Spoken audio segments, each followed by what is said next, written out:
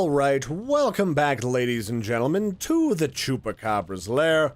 I'm your host, Larry, the most grotesque and horrifying Zed-related Chupacabra man who ever did feed on the blood of innocent sheep. And we are back for more Killing Floor 2 custom maps. And today we're going to be checking out the map Green Street, which has been created by Slow Dancer. Slow Dancer, of course, sent me this particular map to check out, and it's kind of neat. It's a map all about fighting in a semi-suburban, semi-rural community, and you can wander in and out of the houses and murder things within that area. And so the goal of this series, as some of you may or may not remember, is to play different Killing Floor 2 custom maps and talk about how playable they are, because the dynamic of designing custom maps is a lot different than it used to be in Killing Floor 1. You gotta have much more open spaces for maneuvering and shooting things, and you've also gotta have some smartly positioned spots within the map in order to funnel monsters to one little location so that you can strategically murder them. And so that's kind of like what I like to give feedback on, and that's what we're going to be doing. We're going to talk about Green Street and give my thoughts and thinkers on what's going on within it while playing as the support class, because I don't know if you know this, but when you're trying to give feedback, it's always a pain in the butt when you're trying to, like, snipe just the head, and with a shotgun, you just point in their general direction and they stop existing. So we're going to play a normal game of 7 waves in Green Street and see how it does. Now, the first thing I really liked about this map right off the bat, something that not a lot of maps that I've played with my friends or alone have had, is they don't always have a good load-in lobby. One of the marks of a particularly good map maker is you actually have something to look at when you load into the map, whether it be like an old dilapidated, or not a dilapidated car, but a car that has run out of fuel or broken down, or a burning house, or maybe a scarecrow is like chasing children. As long as there's something in the background, that's a hell of a lot more professional looking than just having a plain white-gray background.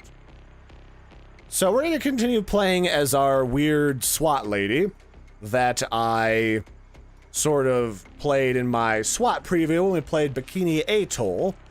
I'm going to play as support because that's just easier. So let's jump in here and check out the Suburban madness. So here's our car, which it actually looks like the car from the loading screen, or the load-in screen. And we have loaded into a little suburb. It's kind of on the edge of town, or it looks like sort of suburbs around here that are kind of on the edge of town. And we're gonna wander around and shoot Zeds in and around these different custom homes. Like, we can go in here, and we can check out, you know, Gerard's basement, where he, like, re-customizes classic cars, probably.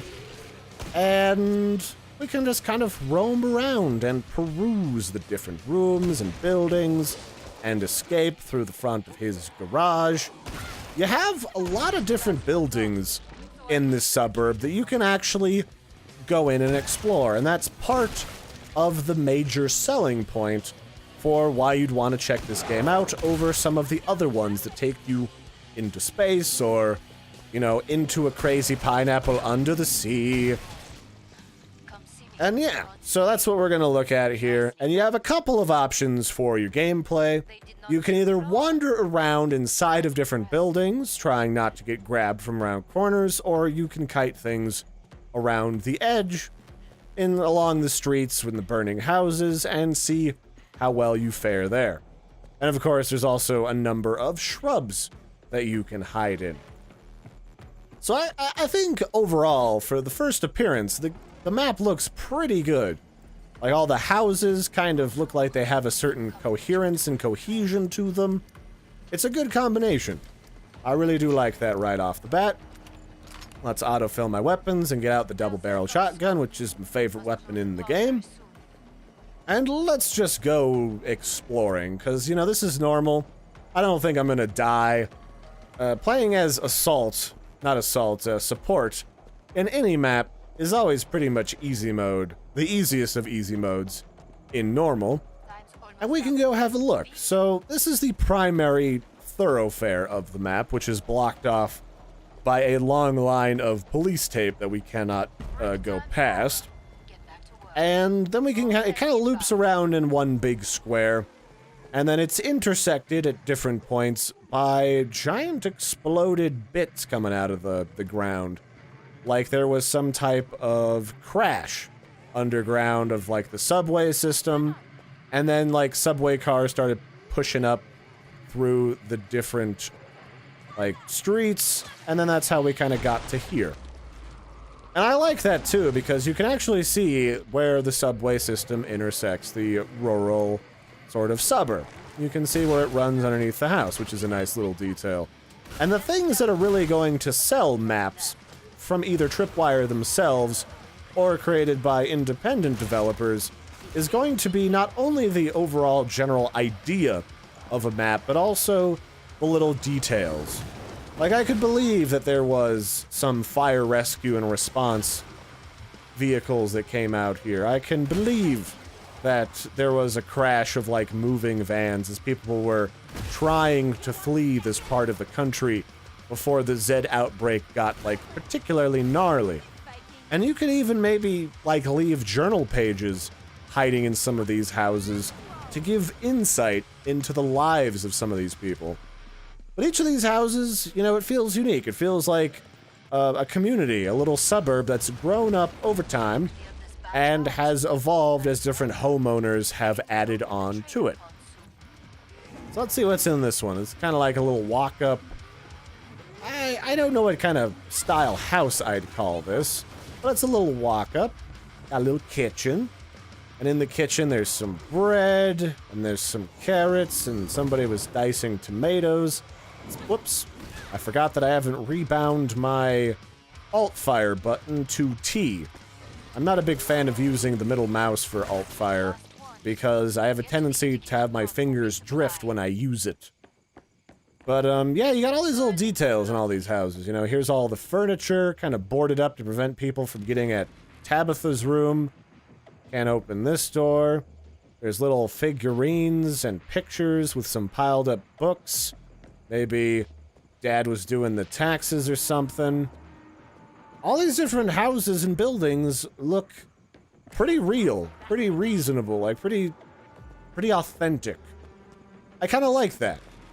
Now, I do have a particular qualm, and I always kind of end up with this qualm in different respects for different maps, but depending on what house I'm in, I don't really have, especially at first glance playing this game, I don't always get the urge, especially in combat, and later in the game, when you don't have nearly as much time in between waves, depending on what difficulty you're playing on, I don't always have the wherewithal to go explore these houses. And if I don't know if a particular house is going to be a dead end or get me killed, I'm probably not going to go explore it in the middle of combat. Also, I think this is a pool house. This little, like a community center or like a place where you can go to the pool. But yeah, I feel like I don't have an incentive to go exploring some of these houses because a lot of them have a lot of like little dead-ended areas. And the one thing you never ever want to do or feel like you're doing as a Killing Floor player is end up wandering into a house or a corner and getting trapped, because that's when things like flesh pounders pound your flesh and you pot them into a fine paste. So you always got to be really careful that it always feels like players have a way out in each of the levels. Always super duper. Could you just get out of here, Crawler? You're being spicy. Okay, so here's the actual pool, the community pool that you can go and play around in. There's actually a little pod to buy stuff from. But I think the thing that I kind of need in this particular map is just more houses that you can kind of wander around in and play Ring Around the Rosie in, say, the living room, and not have to worry about getting trapped in the kitchen with the siren or any other of the boogeymen that are gonna come and try to fondle me. Now, there are a few, like that basement we went into at the beginning, that did a nice job of providing me a way out, but some of these buildings, it's hard to tell, and I'd hate to miss out on some of the cool details simply because, you know, a player is afraid that they're going to get trapped. And immediately, like, I can always say in any map with a lot of houses, some of them are probably going to be traps. Now, they shouldn't all be easy to get out of, but, you know, only a few of them being particularly obvious traps when you get in is all you really need. You don't need to, like, be super hardcore about it. So here's one that you can walk through. And this is like a house that's had, like, squatters in it. This may have been the house that people were living in post-apocalypse. So maybe you could set up some of these buildings like somebody was living in them. They barricaded themselves in to fight off the Zeds. There's, like, some dead Zeds here on the floor. And that would be kind of cool. Like, you just have some pre-rendered bodies, maybe some skins hanging up on the walls. Like, this is where the crazy rednecks who live here decided to make their last stand. And then maybe there is, like, another building where some guy's daughter got bitten and mutated or something, and she's locked up in the basement, like the mayor style from The Walking Dead. Because that guy has some unresolved, like, daddy issues or something. I don't know. He really likes fondling people and taking their heads and then keeping them for totally not, you know, removing the teeth and doing something at groin level with them. Excuse me, Miss Invisibitch, could you just settle down? Now, I can already say that I spent a lot of time when I was first checking this game out in a lot of the waves, just kind of hiding stuff in the main street, which I think is a reasonable sort of default behavior. But I thought the one thing I was disappointed in was I couldn't go explore this. Are you kidding me? Come on, man. I want to go explore that. That looks cool. But I think this is a good solid sort of a custom map. You can kind of walk over this right here, which isn't necessarily obvious right from the get-go. There's a number of different houses you can explore, some different community-themed buildings that feel like they belong there, that you can go and take cover in, or take refuge in. Yeah, it's a good combination. I feel like it just needs another going over for the sake of flow, so you can quickly flow through the map, flow through different buildings, be encouraged to kind of peruse through different buildings, and maybe be encouraged with your friends to hold up in one of the buildings where there aren't a bunch of spawn points, and it seems reasonable like someone would try to hide in there. And then you'd be good to go. Like, I feel like you just kind of need, like, another path on the other side of this giant hole that you can go into, or even go underground in there, and kind of poke around that facility. And then it turns out, if you go into that facility, you end out inside of the basement of, like, you know, cool Uncle Stanley's house, and he was actually working for Horizon, and is partly responsible for the zombie outbreak, because then that starts to add a little bit of subtle environmental narrative to the game that you didn't have before. So let's kill you. Yeah, you don't need that brain. No. Be nice, Scrakey. Oh, Scrakums, you're so delicate and adorable with your flesh and your exposed nipples emasculating everybody. How do you do it? Alright, wait, where was I going? Okay, here we go. So I like all the houses, I like all the details in it. I wish there just something lured me through them more. Like, maybe there was just some more environmental stuff going on in here. Like, maybe there's leftovers from an orgy in one of the houses. Like, maybe the people who have, like, a cross in their front yard turn out to be, like, you know, just really into S&M, and that's just kind of their cover. I don't know. You got options for that if you really want to. I always love maps that have, like, a subtle element to them kind of telling a story. Because every neighborhood has their, I wouldn't say deviant, but every neighborhood has their weird neighbors that do weird shit. I'd also like some more, like, open and closable gates and stuff, but, you know, whatever you feel fits the criteria the most. I also still kind of get lost in this particular map. It is quite large.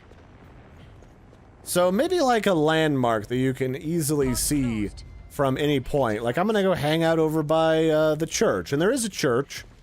Maybe just make the steeple a little taller so that I can, like, navigate over there specifically. And then here we got a little farm. what would you do with a farm? I don't know. The only thing I kind of want from a farm would be like a Cabbage Patch Kids demon-themed thing, where they imply that, like, the children of the corn came from out of there. That'd be kind of cute and kind of weird at the same time. Yeah, I dig it. But so far, again, Slow Dancer, I think you got a pretty good foundation here. You just need to refine how you get around so it's kind of clear to the player what path they can take to make a split-second decision. And some of them should be dead ends. Like, that's just part of learning new maps, part of deciding to take this path over the obvious path. Like, this is clearly a dead end in here. I can get some ammo, which, good to see that the ammo spawns correctly in here. A lot of maps don't have really working ammo, or they just don't have spawns for it. Just like, oh, you didn't want ammo, Larry, you silly goose. You just wanted more gore to make your fancy chupacabra soups. And you're not wrong, I do like a nice blood chowder, but it needs to be sheep's blood, alright? So yeah, I think it just needs a little bit of that flow, maybe a little bit of that narrative element, if you really want to go crazy, and you'd be good to go. So general, like, a little bit of polish is all you kind of need at this stage. It feels like you're pretty good right now. I'm just concerned about getting caught out because I was lured down a long, mysterious hallway, and I really wasn't sure why. So I think that's probably where we'll leave it off for this one. This has been Green Street by Slow Dancer. It has a whole lot of different details and different environmental things going on, and you should check it out for yourselves. It's available on the Steam Workshop. You can download it right now. Just look up Green Street. I made the mistake of looking up KF-Green Street. Turns out that doesn't always work. Like, you'd think if it's in the name, you could just type it in, but you just gotta type in the Green Street. Don't type in KF- if you want to find stuff. And until next time, I've been your host, Larry the Chupacabra, checking out another Killing Floor 2 custom map. It's all very rural and murdery, and I kind of like it. And you know, I think if I could really pin down the one thing that would make the game better immediately is if you removed things like some of these trucks right here, so I can just walk along the side of that one, yeah, so I should be able to, like, sneak through back in over here without having to try and go back here and get caught because I'm going behind a house and this guy doesn't have a backyard, it's just shrubs. So other than that stuff, like, yeah, I kind of like this. It's full of, like, all the little weird hidey holes that a community would have, and you can go wander around and find all sorts of funky nooks and crannies. Check it out for yourselves, links in the description. I've been your host, Larry the Chupacabra. Don't forget to like and subscribe and suggest maps that you'd like to see me play, or if you're curious are any good before you play them because you saw them on, like, a locked server, and I'll do that. And I'll catch you guys next time. Toodles, everybody, and have a wondrous, nightmarish night murdering all the Zeds and trying not to get viciously fondled. Because that's gonna happen. It's just kind of the name of the game. Vicious Fondling Simulator. And yeah, catch you next time, everybody. Toodaloo!